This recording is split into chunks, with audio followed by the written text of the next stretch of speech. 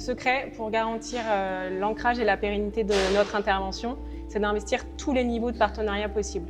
En l'occurrence, on en a identifié 4 ici en Côte d'Ivoire et j'imagine que c'est pareil partout dans le monde. Un premier niveau, c'est le niveau communautaire.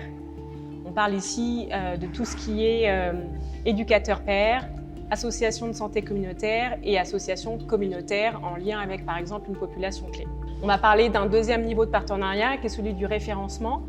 Quand on parle réduction des risques, on sait qu'on va avoir à faire des analyses médicales, donc il faut pouvoir identifier des laboratoires d'analyse médicale. On sait qu'on va devoir développer des traitements, donc il va falloir nouer un partenariat avec les centres de traitement spécialisés, par exemple la tuberculose, mais aussi les centres hospitaliers.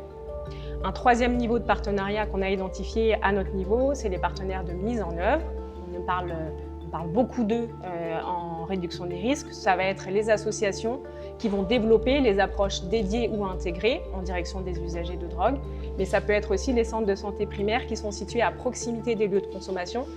Évidemment, on travaille avec le ministère de la Santé, les programmes nationaux qui sont nos programmes de tutelle. Ici, en Côte d'Ivoire, on a un programme national de lutte contre le tabac et l'alcool, qui est notre programme de tutelle, avec lequel on va nouer une relation très privilégiée, sans oublier, puisque la RDR c'est une approche transversale, sans oublier de travailler avec les autres programmes nationaux, par exemple celui de la lutte contre le sida ou de la lutte contre la tuberculose. Et enfin, évidemment, à un niveau local, les directions départementales de la santé.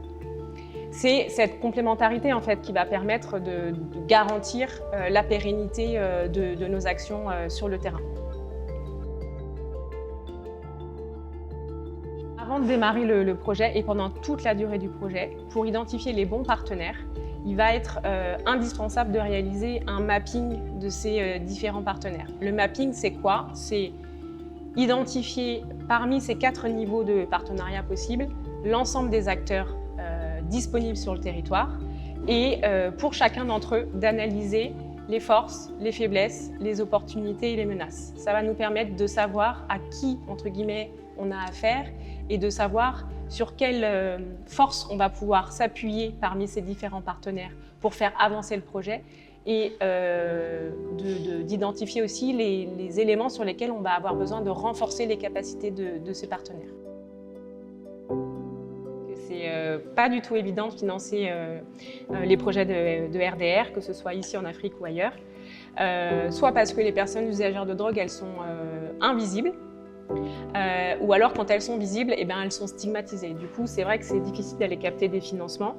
Pour convaincre les bailleurs, ce qu'on a fait nous ici et ce qu'on conseille à tous ceux qui veulent se lancer dans l'aventure, c'est de travailler à une stratégie de financement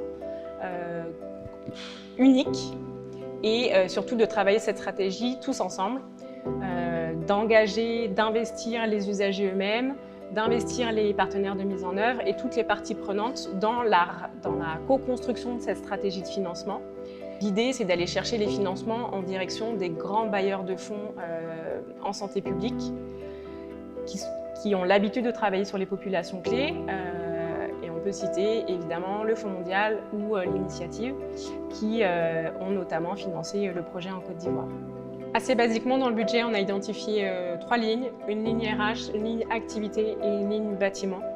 Sur les aspects RH, notre première recommandation, c'est de travailler en partenariat avec le système de santé public ou privé. Ça va permettre de diminuer les coûts médicaux.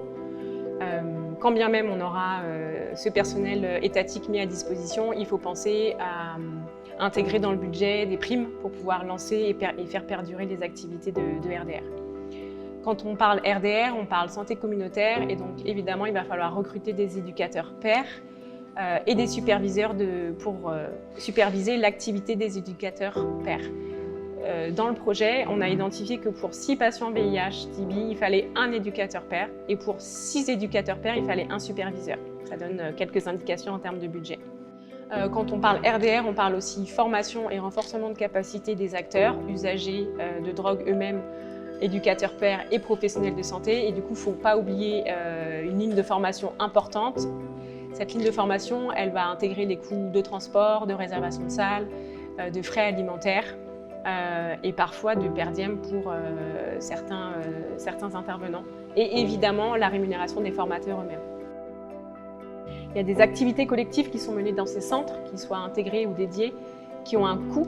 Quand on fait une activité avec une dizaine ou une vingtaine de personnes usagères de drogue, une activité ludique, par exemple autour d'un atelier de sensibilisation qui va se poursuivre avec un atelier peinture, et ben, ça génère des coûts de transport, des coûts alimentaires qu'il faut intégrer. On a identifié, nous, mensuellement, une dépense située entre 100 et 650 € pour une activité ludique.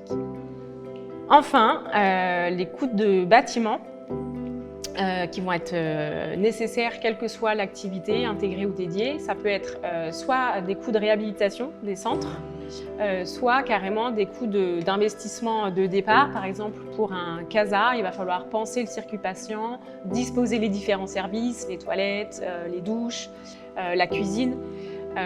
Et à propos du CASA, notre recommandation principale, vu l'expérience en Côte d'Ivoire, c'est de, si possible, implanter le CASA dans le secteur public. Ça va permettre de dégager des lignes budgétaires qui sont allouées à un loyer qui pèse vraiment sur le budget du PMO ici en Côte d'Ivoire.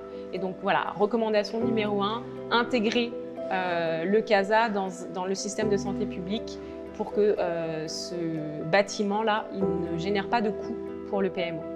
Le Fonds mondial est l'un des bailleurs qui finance le plus les activités pour les populations clés. Donc le fait qu'on puisse intégrer ce processus-là, ça permet d'avoir des fonds pour des activités qui sont vraiment liées à la cible. Par exemple, des autres projets VIH et tuberculose ne font pas focus sur les populations clés. Or, les financements du Fonds mondial font focus sur les populations clés. Donc, avoir les financements du Fonds mondial facilite la mise en œuvre d'activités spécifiques pour les populations clés.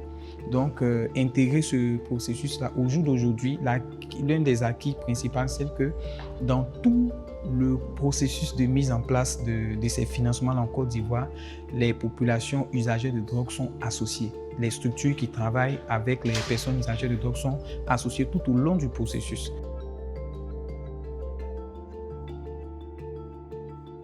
Les études biocomportementales servent à collecter des évidences, des preuves, des données probantes sur la situation des personnes usagères de drogue en Côte d'Ivoire.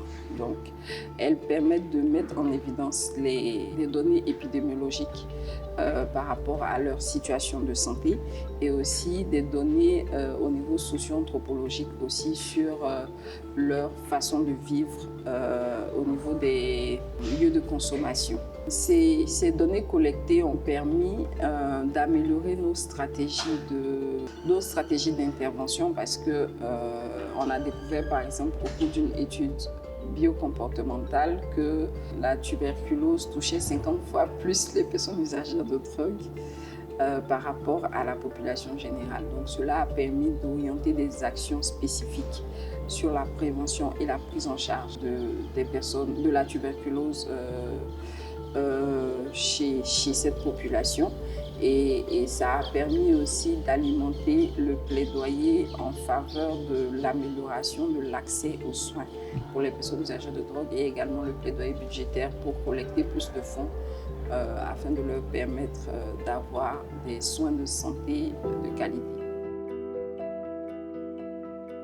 Dans le cadre d'un projet RDR, les associations communautaires sont les porte-parole de la communauté. Ce sont elles qui connaissent les réalités de la communauté. Elles vivent avec la communauté, donc elles sont les mieux placées pour porter plus haut les besoins de la communauté. En ce sens, les associations communautaires sont un maillon très essentiel pour le bon déroulement d'un programme de réduction des risques. Le communautaire qui est dans la communauté a une connaissance des problèmes liés à leur communauté. Donc, lui donner la parole ou l'impliquer ou l'intégrer dans un programme RDR permet de toucher au bout du doigt les réalités dont souffre la communauté et donc de permettre à ce que la communauté puisse s'exprimer. Faire entendre les concernés permet de guiser de bonnes stratégies de prise en charge de cette communauté. Le projet Réduction des risques est vraiment basé sur l'approche communautaire. C'est pour cela qu'il y a un volet empowerment communautaire. J'étais la chargée d'empowerment communautaire, c'est-à-dire que les PEUD sont renforcés en capacité. On organise des ateliers à thème sur différentes thématiques. Et par rapport à ces thèmes-là, les PEUD sont capables elles-mêmes de défendre leurs droits, de décider d'elles-mêmes de ce qui est bon pour elles.